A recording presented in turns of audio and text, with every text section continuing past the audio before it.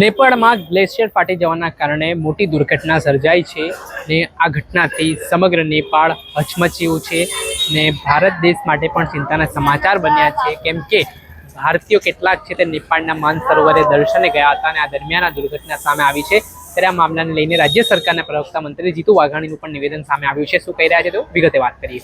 વૈષ્ણવજન તો તેને કહીએ જે પીડ પરાઈ જાનાને રે।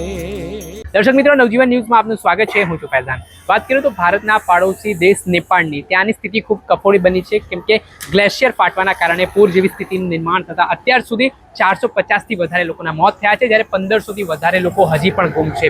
આ જે રીતે નેપાળમાં કુદરતે રૌદ્ર સ્વરૂપ ધારણ કર્યું છે અને આ આખો સમગ્ર ઘટનાક્રમ બન્યો છે તેના કારણે નેપાળના લોકોની સ્થિતિ ખૂબ જ પ્રભાવિત થઈ છે, જનજીવન ખોરવાયું છે ને આજે સ્થિતિ એવી નિર્માણ થઈ છે કે મુખ્ય રસ્તાઓ છે કીચડ કાદવમાં ફેરવાયા છે ને ઘણા બધા ભારતીયો અને ભારતના અલગ અલગ રાજ્યના લોકો છે તે નેપાળમાં માનસરોવરે દર્શન માટે ગયા હતા, પરંતુ આ ગ્લેશિયર ફાટવાના કારણે તેઓના પણ અત્યારે કોઈ સમાચાર નથી મળી રહ્યા, સંપર્ક વિહોણા થયા હોય તે પ્રકારની માહિતી મળી રહી છે।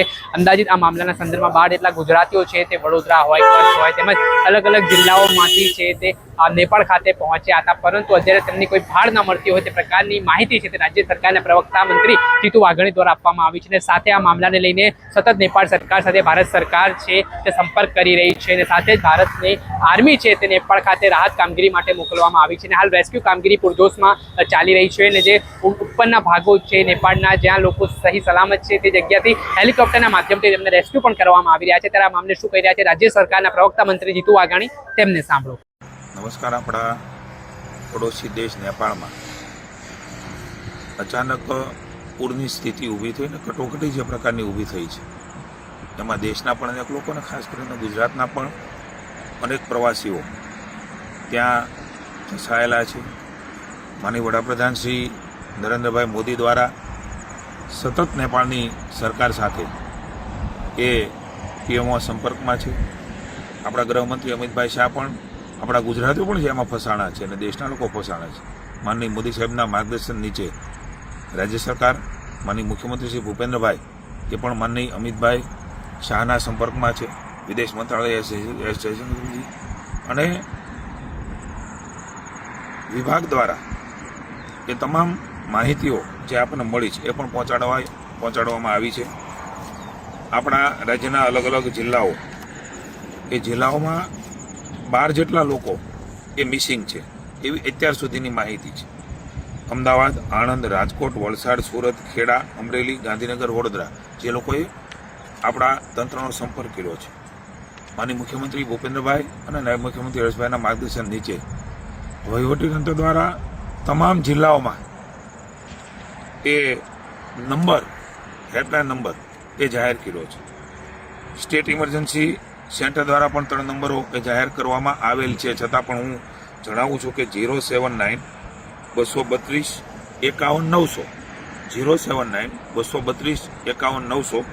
બીજો નંબર છે 99 784 05304, 99 784 05304 અને હેલ્પલાઇન નંબર બીજો પણ 1070, એ પણ આપણો સ્ટેટ ઇમરજન્સી સેન્ટર ગાંધીનગરનો નંબર છે।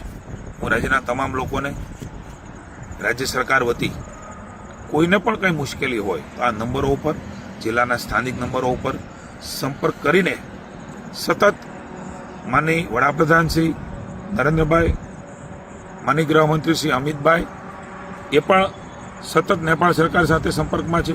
રાજ્યના મુખ્યમંત્રી અને નાયબ મુખ્યમંત્રી શ્રી એ પણ કેન્દ્ર સરકાર સાથે, વિદેશ મંત્રાલય સાથે, વિદેશ મંત્રી સાથે અને પ્રધાનમંત્રી અને આપણા ગૃહમંત્રી બંને સાથે સંપર્કમાં છે।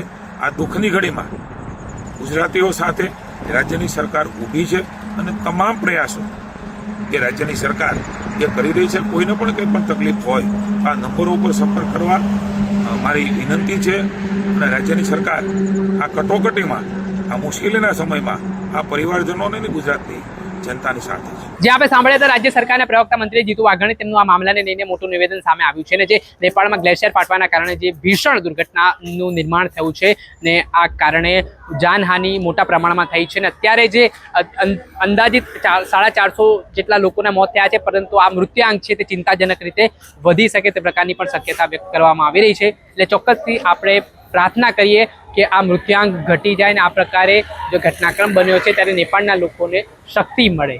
દર્શક મિત્રો, આવા જ વિડીયો જોવા માટે નવજીવન ન્યૂઝ જોતા રહો, લાઈક કરો અને વધુમાં વધુ શેર.